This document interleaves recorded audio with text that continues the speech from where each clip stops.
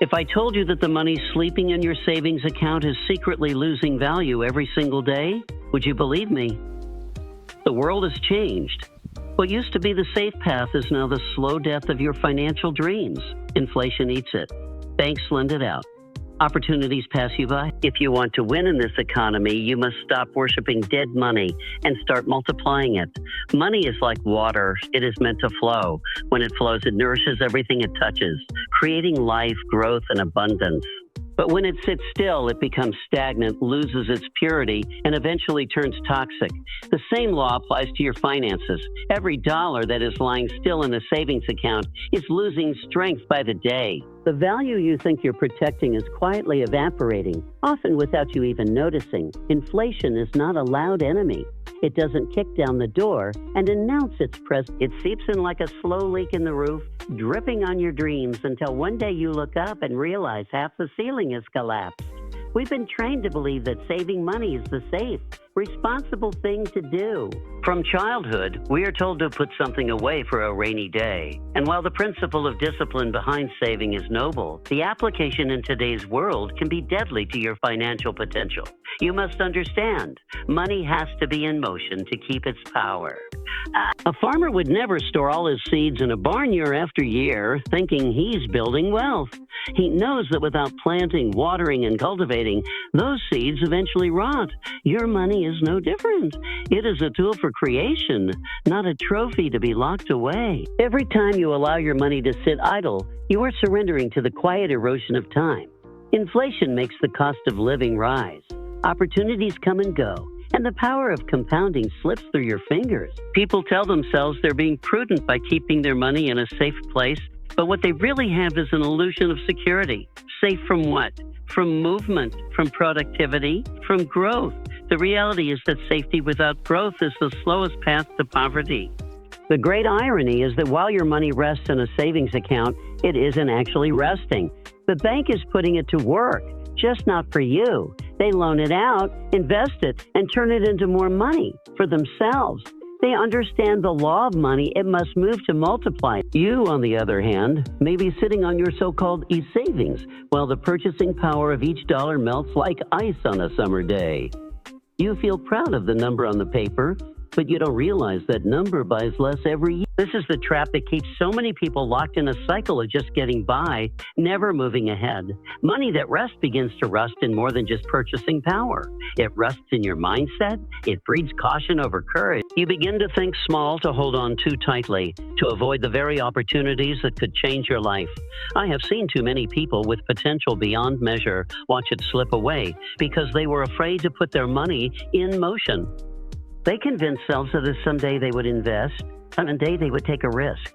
But someday never came, and their money grew stale, their dreams grew distant, and their time ran out. To escape this, you must change your relationship with money. You must see it as a living thing, a force that needs direction and purpose. Your dollars are like soldiers. They should be out on the battlefield working for you, bringing back more resources, securing more ground. To keep them locked away in the barracks doing nothing is to waste their potential and yours. You don't have to gamble. You don't have to throw your money blindly into something you don't understand. But you do have to educate yourself, seek opportunities, and be willing to take calculated, informed action. You have to accept that risk is not the enemy. Stagnation is. The people who build wealth are not the ones who hide their money from the world. They are the ones who put it to work in ways that create more value, more income, and more opportunity.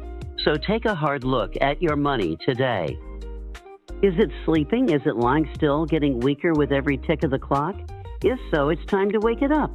It's time to send it to work, because money that rests, rusts, and the longer it rests, the harder it is to bring it back to life. Money obeys the same universal laws as nature. Just as a seed holds the potential to grow into a tree that produces fruit year after year, every dollar holds the potential to produce more dollars if it is planted and nurtured correctly. The tragedy is that most people treat money as something to be hoarded instead of something to be multiplied. They clutch it tightly in fear of losing it, never realizing that in doing so, they are denying it the very chance to grow. You would never expect a seed to multiply while sitting in your pocket. You plant it in fertile soil, give it water, protect it from weeds, and allow the sun to do its work. Money is no different. It multiplies only when it's put into the right environment, with the right care over the right amount of time. This is the law of money multiplication. When you set your capital into motion, it produces offspring, returns, profits, residuals. Those offspring, if left to work, produce their own offspring and the cycle continues. The power lies not only in the growth itself, but in the compounding effect.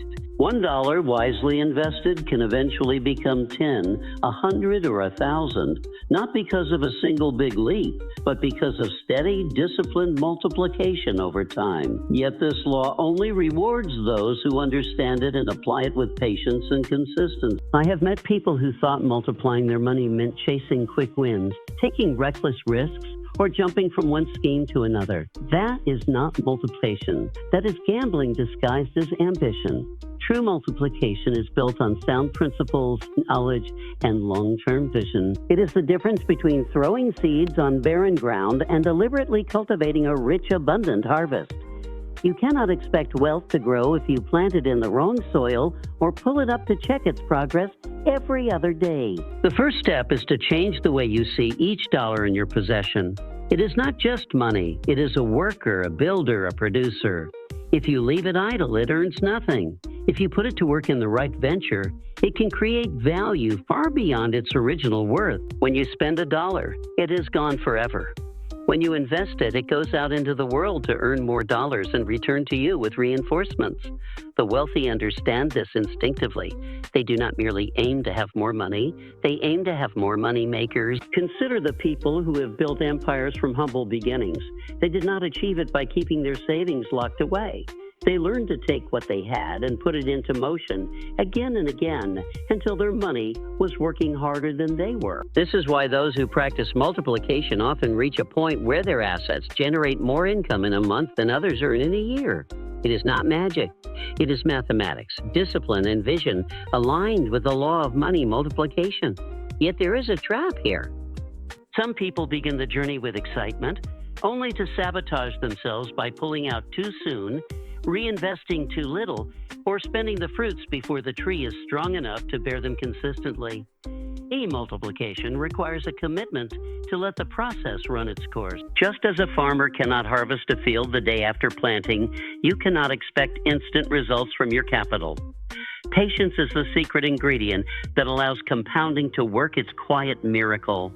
And let me tell you, the moment you witness this law in action, when the returns from your investments begin to produce their own returns, you will never see money the same way again. You will understand that the path to wealth is not about working harder for money, but making money work harder for you. At that point, you are no longer just earning income. You are building a self-sustaining engine of prosperity. This law will not bend to those who ignore it. If you leave your money stagnant, it will slowly die. If you put it to work recklessly, it will flee from you. But if you learn to guide it with wisdom, discipline, and patience, it will multiply beyond what you thought possible. Because in the end, the only money that grows is the money you set free to multiply. Fear is the silent undertaker of wealth. It does not come dressed as a thief in the night, nor does it announce its presence with chaos. It moves quietly, wrapping itself around your decision-making until you can no longer tell the difference between caution and paralysis. People will dress fear up as a being safe, a being practical, or a just waiting for the right time. But beneath all those masks, fear is still the same, an invisible coffin where capital is buried alive. I've seen countless men and women with more than enough resources to change their lives, but they never did because fear whispered in their ear. It told them that risk was dangerous, that failure was shameful, that the unknown was to be avoided at all costs. And so they let their money sleep untouched, unmoving, while opportunities passed them by like trains at a station they never boarded. Time kept moving, inflation kept eating, and the fortune they might have built never came to life. Fear kept it locked away in the dark. You must understand, money does not fear. People do. Money will go wherever you send it. It will work wherever you put it. It will multiply if you give it the chance. But when fear holds the leash, money never leaves the gate. You look at the stock market and fear says, what if it crashes? What if it crashes? You look at real estate and fear says, what if no one rents it? You think about starting a business and fear says, what if you fail? And in each case, fear offers no solutions, only paralysis. While you hesitate, someone no smarter than you, just braver, steps in, takes the opportunity, and reaps the rewards. Fear has a peculiar way of disguising itself as wisdom. It convinces you that waiting for the perfect moment is the sensible thing to do. But there is no perfect moment. There is only now. Every great fortune began in an imperfect moment, when someone decided that the risk of standing still was greater than the risk of moving forward. The truth is, every investment, every venture, every leap toward wealth carries uncertainty. That is the nature of growth. A tree does not know for certain if the sun will shine or the rain will fall, but it stretches its roots and grows anyway. When fear rules your capital, you begin to believe that holding on is the safest path. But safety without growth is just slow decline. Think of a ship in a harbor. It is safe there, shielded from the storms, anchored firmly in place. But ships were not built to stay in harbors, and money was not built to stay in accounts. Safety without movement may protect you from storms, but it also keeps you from discovering new shores. In the end, the ship that never sails rots where it stands, just as money that never moves rusts away. The antidote to fear is not recklessness, but education. The more you understand an investment, a market. Most fear is born in ignorance, and once you replace that ignorance with knowledge, your confidence grows. You stop seeing money as something to guard and start seeing it as a tool to be used. You stop asking, what if I lose? And start asking, what will I miss if I don't try? I have watched people break free from the coffin of fear simply by taking their first step. Maybe it was buying their first property, launching a small business, or putting money into an investment they had studied for months. That first move was like turning the key in a lock. Their confidence grew, their capital began to move, and their wealth started to breathe again. Fear could no longer hold them because motion itself became their proof that they could act, adapt, and win. Fear will always be there, lurking at the edge, every big decision. But it does not have to control you. If you let it, fear will keep your money locked away lifeless, producing nothing. The choice is yours. Keep your capital in the coffin or set it free to live. Because fear may protect your money from risk, but it will also protect it from growth. The ultimate purpose of money is not to sit in a pile, but to move through a system that brings more back to you than you send out. True wealth is not measured by how much money you have stored. It is measured by how much income your assets produce without you having to trade your time for it. This is the transformation you must aim for, turning capital into cash flow. When your capital produces consistent income, you are no longer a servant to your money. Your money becomes the servant to you. Too many people work their whole lives for money and never learn to make money work for them. They exchange hours for dollars and think that the more they save, the more secure they will be. But saving alone will not buy you freedom. You cannot retire on a pile of cash that sits still because that pile is constantly shrinking in value. You can only retire on a system, a network of assets that produces a steady stream of income, whether you are awake or asleep. This is why the wealth builders of the world are not obsessed with simply earning. They are obsessed with acquiring or creating things that earn for them. It could be rental properties generating monthly payments, businesses producing profits, stocks paying dividends, digital products selling automatically, or any other asset that creates recurring revenue. The form does not matter as much as the function. The function is this: to turn every dollar of capital into a worker that brings in more dollars on a regular basis. When you put money into assets that produce cash flow, you are building a machine. At first, it may be small. The income it produces may not seem like much, but as you feed it with more capital, reinvest the returns, and add more income-generating pieces, it grows. Eventually, it reaches a point where the cash flow is covering your expenses. That is the threshold where you are free, not because you have millions stored away, but because your assets produce enough to sustain your lifestyle without you needing to labor for it. The tragedy is that most people never get there, not because they lack the ability, but because they never make the shift in mindset.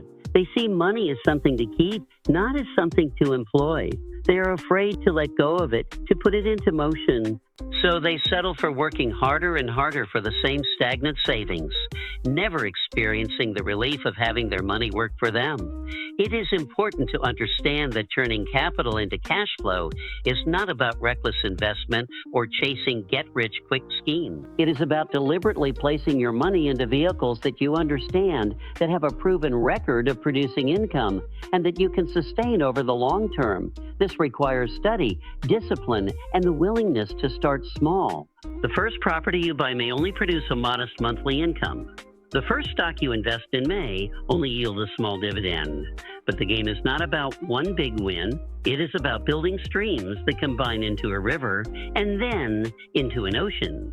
Every time you reinvest that income, you are accelerating the process. The cash flow from one asset funds the purchase of another. Over time, your system becomes self-feeding. This is when wealth creation shifts into high gear, because you are no longer relying solely on your earned income to expand your investments.